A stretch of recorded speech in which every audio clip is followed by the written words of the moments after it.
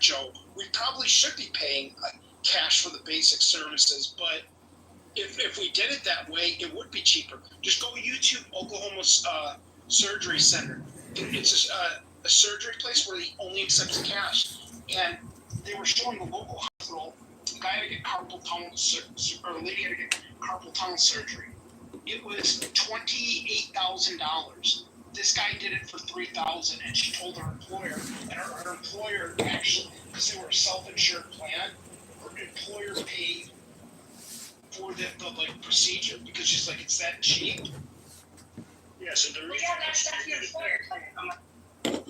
Oh, sorry, Pocket. The reason it's I just wanted to add this. The reason it's cheaper to pay cash to a doctor or a hospital, well, it's to private practice doctors. Let's be clear about that. Hospitals don't get that much cheaper when you go to the hospital with cash. But the reason why is they don't have to deal with the paperwork for the insurance companies. Oftentimes, while you're sitting there waiting, because a cash customer gets right in and right out immediately.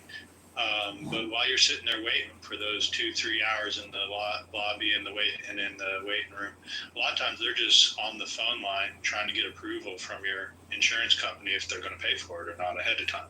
So insurance has definitely created a false inflation in health, but it's not just health. It occurs in everything insurance touches. And we have a larger problem with insurance, greater than just health insurance, that I think we'll have to come to addressing one day. And most of it is just they need to pay their damn bill. I just want to answer the question to James in the chat. There is an age limit for Medicare. It's 65 and over, or unless you had a disability for over 2 years and you can get a Social Security checks from it, or SSDI. So yeah, there is an age limit for Medicare, and specifically for seniors or people who are disabled. But the thing is, too, is like Social Security, too, is the biggest Ponzi scheme ever. Like, like Japan's having that problem right now. It works when you have more people paying in than drawing out. But when the pyramid now goes to baby boomers, when you have more people drawing in than out, I mean, that's going to be depleted in like 12 years. I'm not even depending on it, but to me, I don't need it. But I think they're eventually just going to means-based test people, and it's just going to be like a welfare-type program.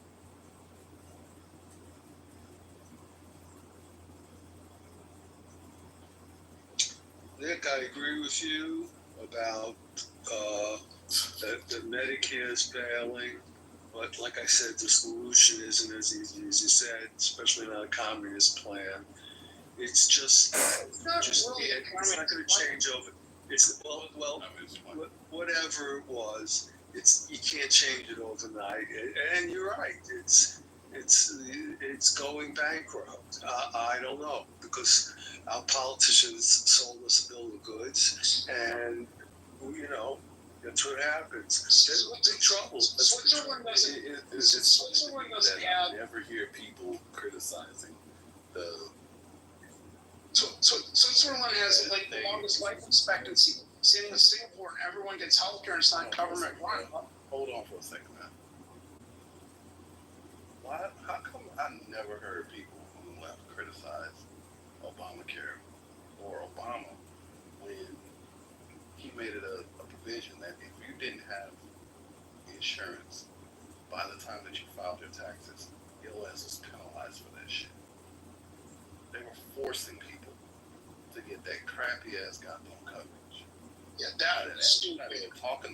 We're not even talking about the deductibles, the highest deductibles, right? Think about it. People who didn't have a job, people who were unemployed, people who were low income could qualify for Obamacare. But if they used it, then they had a high-ass unreasonable deductible that was too high for them to fucking pay. It was a trap from the word go. Yep. Then if your ass didn't have it, by the time you filed taxes, your ass got penalized for it. It was a tax. How come people on the left never criticized Obama for it? Oh yeah, they're idiots like that. That guy Aram, he thinks that was the greatest thing ever because more people were insured. Well, yeah, when you put a gun to people's head, I mean, But there's a loophole a lot of people don't know in the Obamacare bill. It's called the millionaires loophole. So what you can do is, like, let's say you're 60, 61, wanting to retire and can't get Medicare until you're 65. If you have a Roth IRA, take as much money as you can out of it for like 3-4 years, and or live off of it for 3-4 years, and show very little income. Like, you can show like maybe $12,000 a year. You can get every government subsidy out there. Because I know a guy that's worth like, I don't know, like $4.5 million. And I told him, he's like, well, I don't know if I can retire because of health insurance. I'm like, no. I go, show nothing. And this guy qualifies for food stamps. He qualifies for Medicaid. He only pays like $50 a month for health insurance, or $100 a month for health insurance for he and his wife, because of this Obamacare millionaires loophole. Because the Obamacare bill bases your insurance on your income, so he only shows like $20,000 a year, and very, very few people know about this loophole.